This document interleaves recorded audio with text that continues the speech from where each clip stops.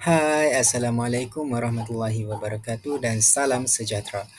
Hari ini bersama dengan saya Muhammad Amar Numan bin Adnan akan membicarakan tentang dua tokoh bahasa Melayu yang banyak menyumbang bakti, mengerahkan tenaga dan mencurahkan idea bagi memastikan bahasa Melayu terus terpelihara dan dimartabatkan pada peringkat kebangsaan maupun pada peringkat antarabangsa.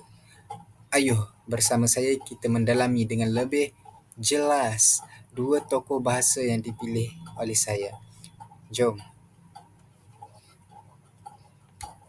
Baiklah, sebelum itu apa kata kita saksikan dulu apa isi kandungan yang ada di dalam slide yang telah saya sediakan ini. Yang pertama kita ada biodata tokoh, yang kedua peranan tokoh, yang ketiga pemikiran tokoh, yang keempat banding beza dan akhir sekali adalah kesimpulan. Baiklah, tokoh pertama yang menjadi pilihan saya ialah Zainal Abidin Ahmad. Zainal Abidin Ahmad lahir pada tanggal 16 September 1895 dan wafat pada 23 Oktober 1973. Juga lebih dikenali sebagai Zaba, merupakan seorang sastrawan dan pemikir Melayu berketurunan Minangkabau yang giat menulis sekitar tahun 1940-an. Berdasarkan pencapaiannya dalam bidang kesusastraan, beliau merupakan salah seorang budak kampung yang berjaya meletakkan dirinya sebagai seorang tokoh yang terkemuka dalam sejarah Malaysia. Baiklah, mari kita lihat biodata ringkas tentang Zaba. Dilahirkan di Bukit Kampung Kerdas, Jempol, Kuala Pilah, Negeri Sembilan, Zaba menerima pendidikan awalnya di sebuah sekolah Melayu di Linggi. Beliau menyambung pembelajarannya di Institut Saint Paul Seremban dan merupakan orang Melayu pertama menduduki peperiksaan senior Cambridge yang lulus peperiksaan pada 1915. Zaba memulakan kerjayanya sebagai seorang guru di Johor Bahru pada tahun 1916 dan kemudiannya bertukar ke Kolej Melayu Kuala Kangsar pada 1918. Pada tahun 1923 pula, beliau berpindah ke Jabatan Pendidikan Kuala Lumpur.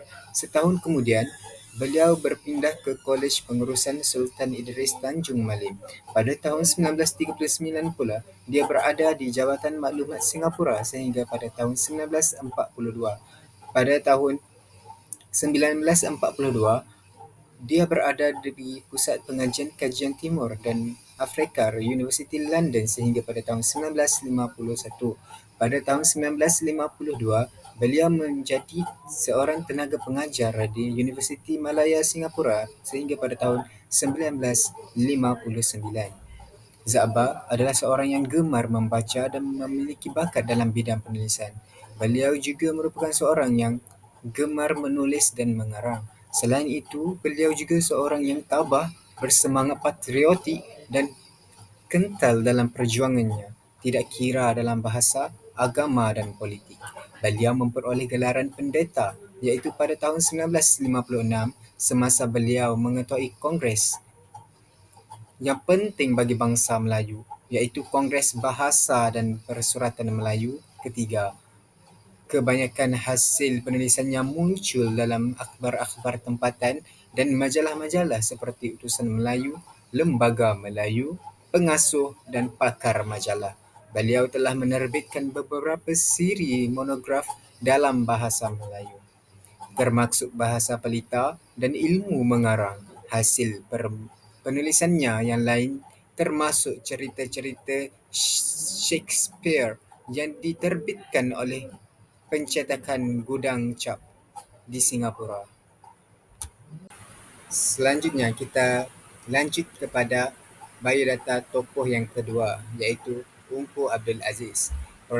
Profesor Diraja Tunku Abdul Aziz dilahirkan pada tahun 1922 di London, England. Beliau mendapat pendidikan menengah di English College Johor Bahru, seterusnya memperolehi Diploma in Arts daripada Raffles College, Singapura pada tahun 1947 dan diikuti Bachelor of Arts Honour in Economics dari University of Malaya, Singapura pada tahun 1951. Pada tahun 1964, beliau memperoleh ijazah Doctor of Economics dari Waseda University, Tokyo. Allahyarham yang merupakan berketurunan kerabat Diraja Johor adalah satu-satunya anak Melayu yang diberikan gelaran Profesor Diraja oleh Agong. Beliau adalah bapa kepada bekas Gubernur Bank Negara Tan Sri Dr. Zeti Akhtar Aziz. Baiklah, mari kita lihat laluan kerjaya beliau. Beliau merupakan pakar akademik terkenal di peringkat antarabangsa dalam bidang ekonomi.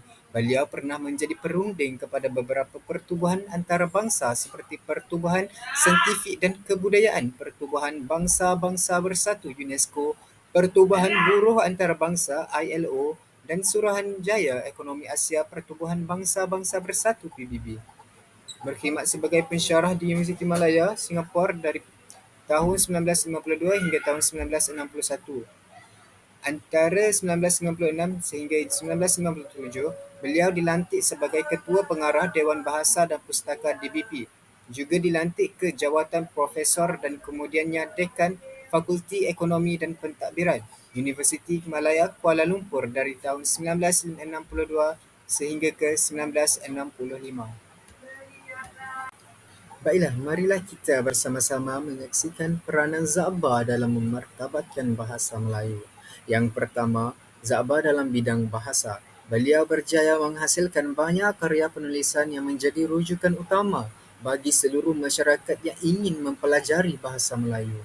Antara karya beliau yang terkemuka adalah Pelita Bahasa Melayu, Ilmu Mengarang Melayu yang ini berkategorikan buku tentang tata bahasa bahasa Melayu dan Daftar Ejaan Rumi atau Jawi.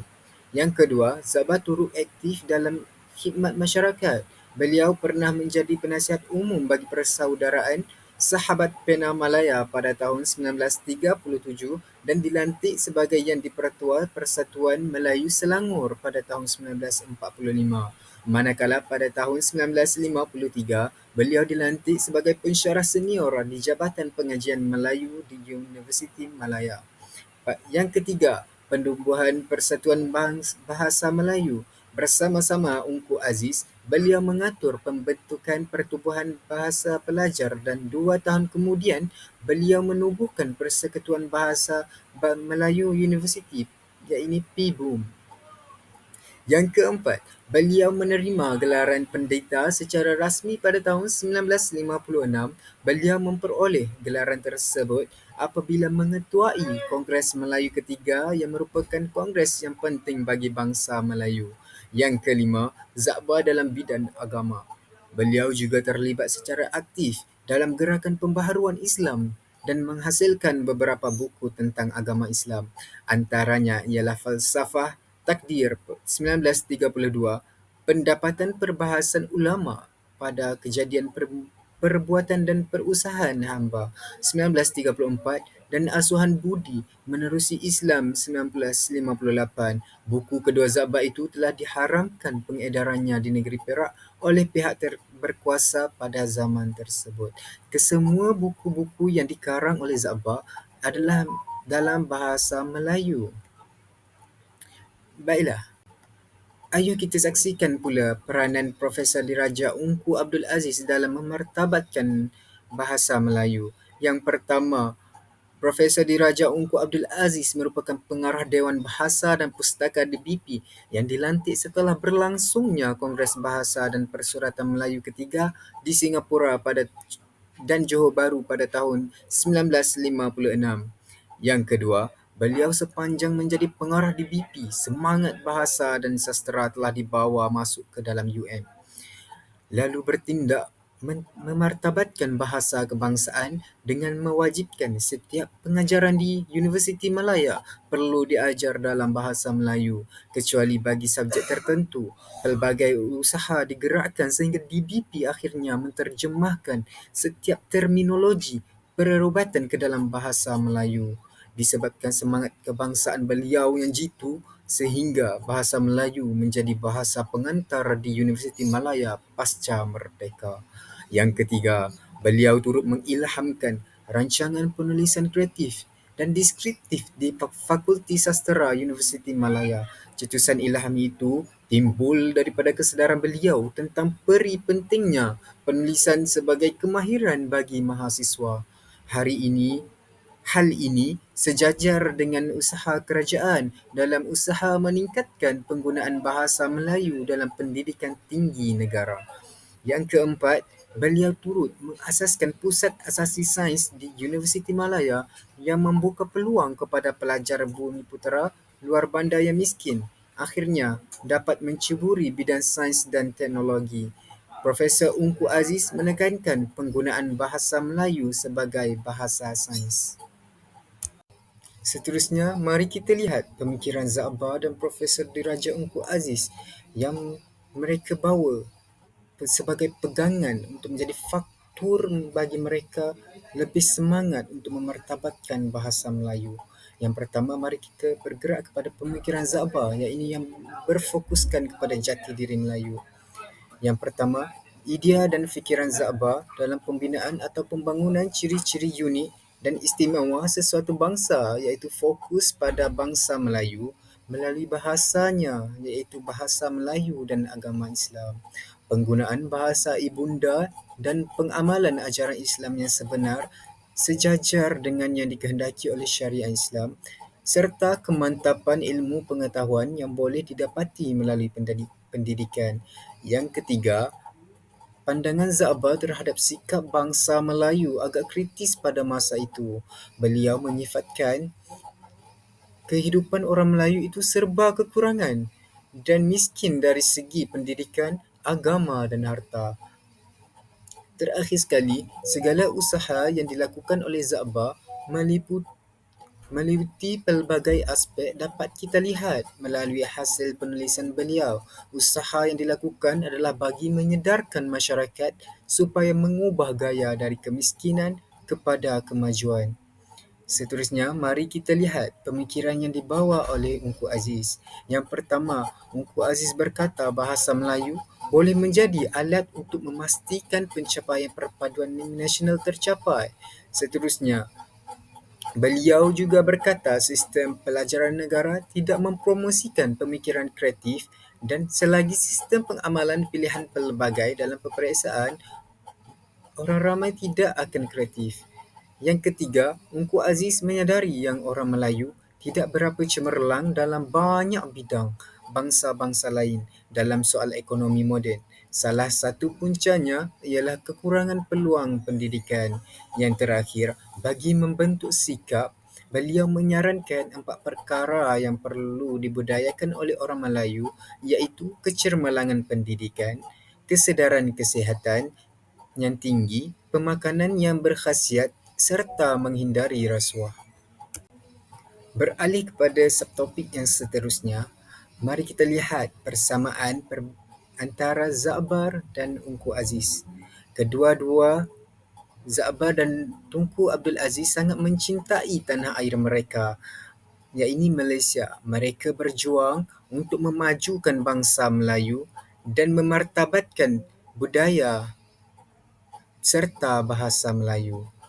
Seterusnya, Za'ba menekankan pentingnya pendidikan dalam memajukan bangsa Melayu dan pernyataan tersebut disokong oleh Ungku Aziz. Seterusnya, Za'ba adalah seorang tokoh utama dalam perjuangan memartabatkan bahasa Melayu sebagai bahasa kebangsaan. Tunku Abdul Aziz, meskipun secara tidak langsung terlibat dalam aktiviti bahasa, juga berperanan dalam memupuk identiti negara melalui pengukuhan bahasa Melayu sebagai simbol perpaduan. Seterusnya, mari kita lihat perbezaan antara Za'ba dengan Ungku Aziz. Perbezaan pertama adalah dari segi latar belakang dan sumber pengaruh. Za'ba lebih dikenali sebagai seorang ahli bahasa, sasterawan dan intelektual Melayu. Beliau mendalami dalam bidang linguistik dan pendidikan serta sangat mempengaruhi pemikiran sastera dan bahasa Melayu pada zaman penjajahan. Manakala Tunku Abdul Aziz lebih dikenali sebagai seorang pemimpin politik dan diplomat. Beliau terlibat dalam proses kemerdekaan Malaysia dan memainkan peranan penting dalam hubungan antarabangsa. Sebagai seorang pemimpin, beliau memberi tumpuan kepada pembangunan negara secara keseluruhan. Pada aspek yang kedua iaitu pendekatan terhadap perubahan sosial, Za'ba lebih memfokuskan kepada pendidikan dan reformasi sosial di dalam masyarakat Melayu. Beliau menulis untuk mengubah cara pemikiran orang Melayu agar mereka lebih progresif dan tidak terbelenggu oleh tradisi yang tidak memberi manfaat. Manakala pendekatan yang digunakan oleh Tunku Abdul Aziz lebih bersifat praktikal dan berorientasikan politik berbanding Za'ba yang lebih teoritis dan berbentuk intelektual. Beralih kepada aspek yang ketiga iaitu gaya dan penulisan. Za'ba adalah seorang sastrawan dan penulis yang prolifik. Beliau menggunakan tulisan sebagai alat untuk mencerahkan pemikiran masyarakat Melayu dengan penekanan pada soal-soal bahasa, budaya dan pendidikan. Manakala gaya dan penulisan Tunku Abdul Aziz lebih dikenali dengan kemahiran diplomatik dan politiknya. Walaupun beliau menulis, penulisannya lebih fokus kepada isu-isu politik, sosial dan kebijakan serta penulisan memor yang berkaitan dengan pengalaman hidup dan kepimpinannya dalam konteks negara. Beralih kepada aspek kepimpinan dan penglibatan politik. Za'ba lebih berperanan sebagai seorang intelektual dan pemikir, bukan sebagai seorang pemimpin politik. Pemikirannya lebih tertumpu kepada pengembangan individu dan masyarakat Melayu melalui pendidikan dan kesedaran intelektual. Manakala Tunku Abdul Aziz adalah seorang tokoh politik yang lebih berfokus kepada dasar-dasar negara dan hubungan luar antarabangsa. Sebagai seorang pemimpin politik, beliau terlibat secara langsung dalam proses pembentukan negara Malaysia. Baiklah, itu adalah persamaan dan perbezaan antara Za'bar dan Tunku Abdul Aziz. Kesimpulannya, secara ringkas, Za'ba lebih berperanan sebagai seorang pemikir, pendidik dan intelektual yang memberi penekanan kepada pembangunan sosial dan pendidikan bangsa Melayu. Manakala Tunku Abdul Aziz lebih dikenali sebagai seorang pemimpin negara yang menumpukan perhatian kepada pembangunan negara, hubungan antara kaum dan dasar-dasar politik. Kedua-duanya mempunyai sumbangan yang besar dalam membentuk masyarakat Malaysia tetapi dengan pendekatan yang berbeza. Za'ba melalui pemikiran dan pendidikan, sementara Tunku Abdul Aziz melalui kepimpinan politik dan dasar negara. Segala usaha yang mereka lakukan adalah untuk memartabatkan bahasa Melayu di pentas kebangsaan maupun peringkat antarabangsa. Sekian saja daripada saya. Terima kasih. Buah mangga, buah celagi. Semoga kita berjumpa lagi.